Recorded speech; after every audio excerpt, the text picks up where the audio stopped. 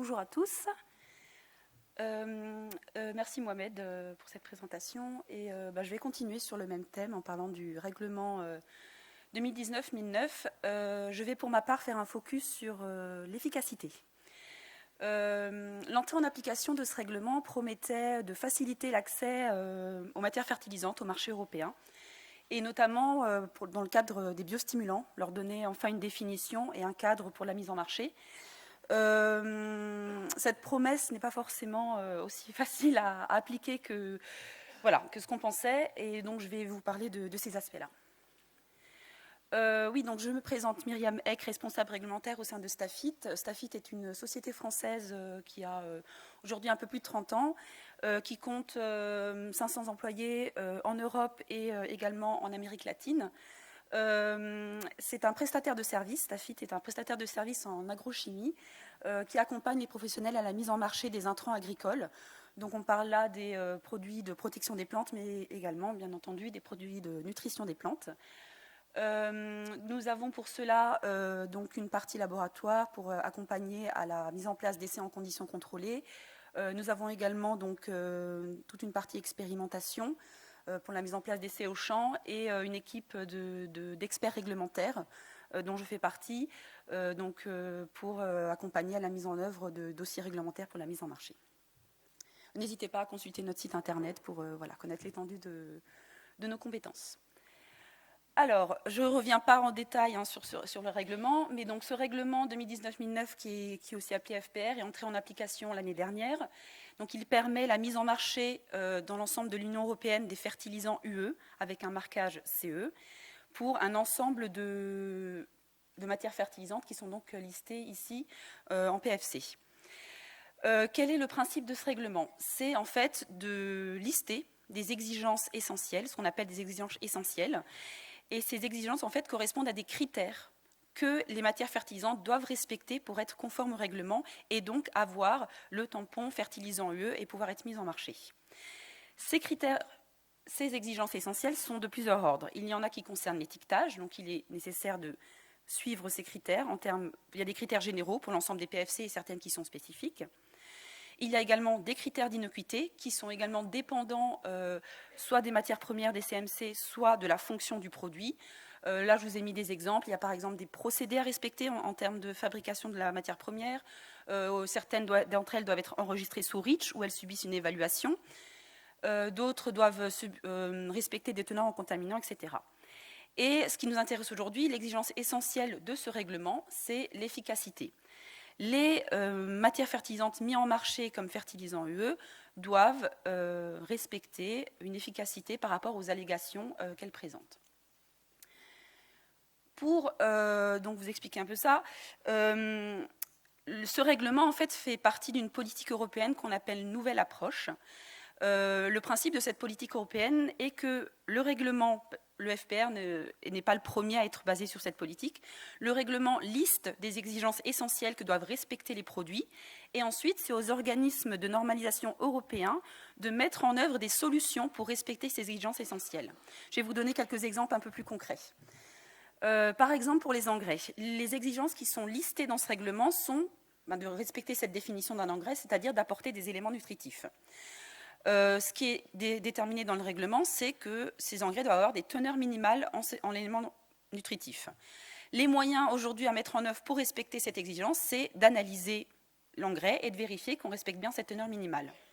Un autre exemple, pour les inhibiteurs de nitrification, qui font donc partie des matières fertilisantes, la définition d'un inhibiteur, c'est qu'il va ralentir, notamment là pour l'inhibiteur de nitrification, il va ralentir l'oxydation de l'azote ammoniacal.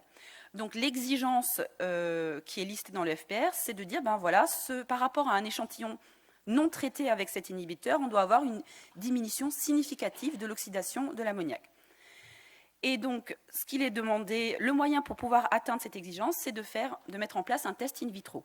Voilà ce qui a été défini aujourd'hui. Il faut mettre en place un test in vitro pour démontrer cette efficacité.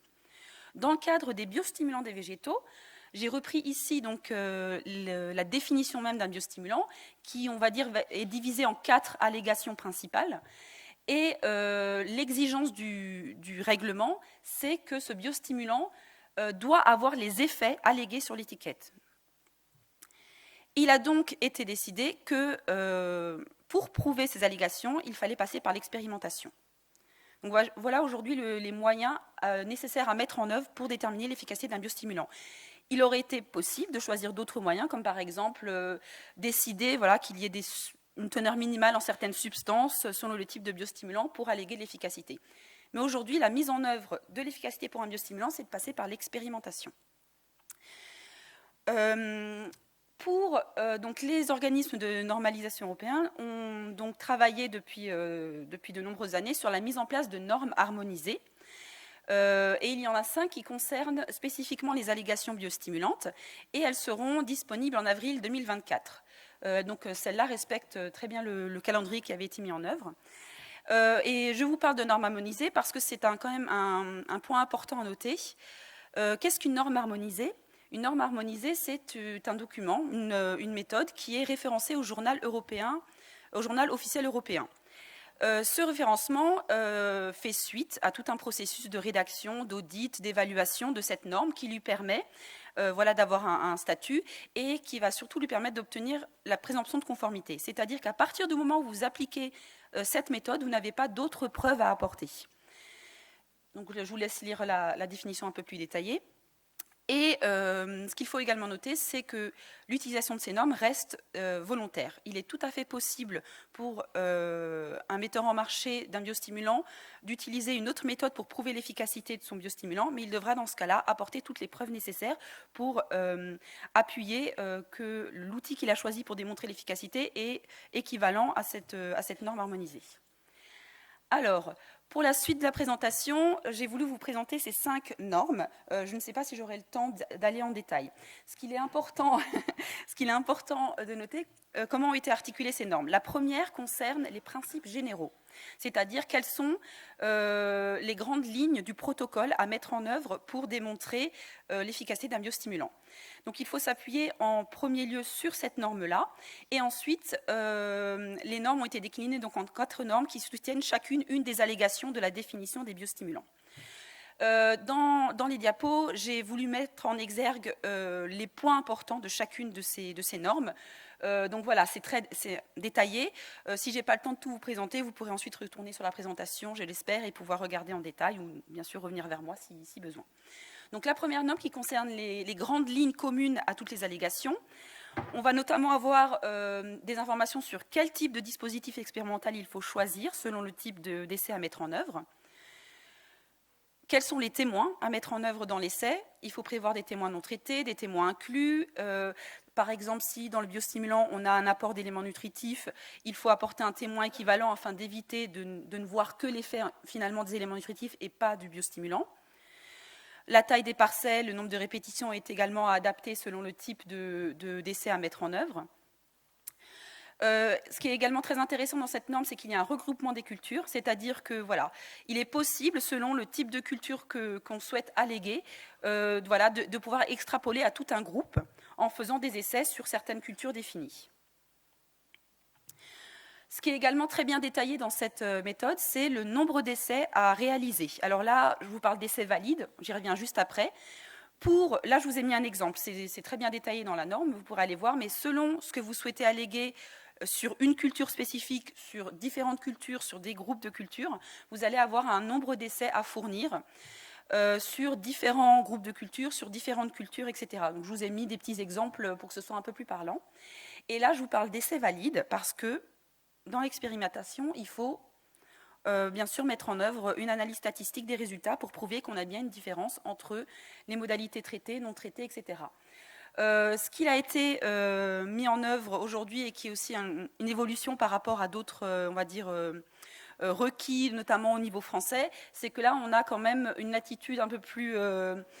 une certaine latitude au niveau de l'analyse statistique, c'est-à-dire que pour des essais en conditions contrôlées, on peut donc se placer à un niveau de confiance de 90%, et pour des essais en conditions plein champ, on peut se placer à un niveau de confiance de 85%. Donc pour prendre en considération, on va dire, les difficultés aussi de mode d'action de certains biostimulants et qui sont beaucoup influencés par les conditions pédoclimatiques. Donc, comme je vous disais, j'aborde ensuite les différentes normes. Je vais peut-être en faire une ou deux, si je parle vite. Voilà, donc la première concerne l'efficacité d'utilisation des éléments nutritifs. Vous avez ici la définition qui est donnée dans la norme, donc qui concerne la disponibilité ou l'efficacité d'absorption ou l'efficacité d'utilisation de ces éléments nutritifs. Et donc, dans chacune de ces normes, on a des points importants à prendre en considération avant de mettre en œuvre le protocole de l'essai. Notamment, si vous souhaitez démontrer l'efficacité de votre biostimulant sur ce type d'allégation, il est possible d'utiliser des indices agronomiques. Donc, ces indices agronomiques ont été tirés de la littérature. Voilà, il y a des propositions qui sont faites, donc il est tout à fait possible de choisir en fonction du type de biostimulant, du type de mode d'action, un indice agronomique qui convient. Et dans ce cas-là, il faut regarder de manière détaillée quel type de mesure il est nécessaire de réaliser afin de pouvoir bien calculer cet indice agronomique. Ce qui est également important, c'est le type de dispositif. Selon le type d'allégation, il est possible soit de mettre des essais en conditions contrôlées, soit au champ. Donc ça, c'est aussi quelque chose de très important à prendre en considération. Il faut pouvoir justifier pourquoi vous ne mettez pas un essai en place au champ et pourquoi vous le mettez en conditions contrôlées pour limiter certaines contraintes. Dans le cadre de cette norme, on a des schémas qui nous permettent de manière facilitée de déterminer quel type de témoins sont à mettre en œuvre dans l'essai pour bien respecter les requis de cette norme. Et enfin, dans chacune des normes, on a précisément la terminologie qu'on peut utiliser sur l'étiquette du biostimulant en fonction de l'allégation. Par exemple, ici, pour cette norme, il est possible de marquer sur l'étiquette « Amélioration de l'efficacité d'utilisation de l'azote ou du phosphore ». C'est la dernière. La deuxième concerne l'allégation tolérance au stress abiotique. Donc, quand on parle de stress abiotique, on a ici une liste définie de ce que peut être un stress abiotique. Ce qui est important pour la mise en œuvre de cette norme et donc de démontrer l'efficacité d'un biostimulant sur ce type d'allégation, c'est le témoin. C'est-à-dire qu'il est demandé de pouvoir mettre en place un témoin négatif, c'est-à-dire une modalité dans laquelle on a la culture qui n'est pas traitée avec le biostimulant et qui n'est pas stressée, et d'autre part d'avoir un témoin positif, donc une culture non traitée, mais qui est stressée. Pourquoi ? C'est pour pouvoir démontrer que la culture a bien subi un stress, et donc que le biostimulant a bien permis de lutter contre ce stress. Mais là, il y a une difficulté, puisque dans certains types de stress, il est très difficile de pouvoir dissocier un témoin. Par exemple, dans le cas d'un stress lumineux ou même si on n'a pas l'équipement nécessaire pour un stress hydrique au champ, il n'est pas facilement possible de mettre en place un témoin négatif. Dans ce cas-là, cette norme autorise le fait d'utiliser un marqueur de stress, c'est-à-dire de pouvoir mesurer dans la plante, avant et après le stress, la production d'une substance qui permettent de démontrer que la plante a bien subi un stress et donc de vérifier ensuite, après l'application du biostimulant, si ce stress a été compensé. Pour mesurer l'effet, on peut utiliser des marqueurs agronomiques qui sont listés là, mais ce n'est pas du tout exhaustif, tout est dans la norme. Là également, on a on va dire un arbre de décision pour savoir est-ce qu'il est possible de mettre l'essai en place en conditions contrôlées ou au champ. Et enfin, voilà le type d'allégation possible sur l'étiquette par rapport à cette allégation-là. Voilà, donc je n'ai pas, je pense, pouvoir détailler la suite. Mais voilà, vous pouvez retourner sur mes diapos. On va essayer de prendre quelques questions. Voilà. Et donc, je vous ai fait également une diapo sur la troisième allégation qui concerne les caractéristiques qualitatives. Voilà, où je vous ai détaillé les points importants par rapport à ces allégations-là. Et la dernière concerne la détermination de la disponibilité des éléments nutritifs confinés dans le sol, confinés avec un N, pardon, dans le sol et la rhizosphère. Bon, celle-là, c'est dommage que je n'ai pas le temps d'en parler parce qu'on a beaucoup parlé de l'azote et des rhizobiums, mais bon, c'est pas grave. Donc voilà, vous avez des éléments également importants qui concernent cette norme-là. Et en conclusion, donc je voulais revenir sur le fait que l'accès au marché pour les biostimulants est en effet quelque chose d'important aujourd'hui au niveau européen et ce règlement ouvre une porte. Mais il faut bien noter que l'efficacité d'un fertilisant UE est une exigence essentielle du FPR et qu'il est donc obligatoire aujourd'hui de pouvoir démontrer ceci. La création de ces normes harmonisées est vraiment un avantage par rapport à ça, puisque déjà, ça nous permet d'avoir accès à des méthodes, ce qui n'est pas forcément évident dans le domaine des matières fertilisantes. Et également, ça nous permet d'avoir la présomption de conformité et donc de ne pas avoir à fournir de preuves supplémentaires.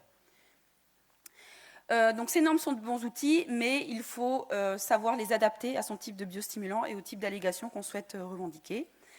Et voilà, je termine là-dessus. Je remercie de votre attention et n'hésitez pas à venir me voir. Merci si vous avez des Myriam. Et je pense que les diapositives qui n'ont pas pu être projetées seront disponibles ensuite.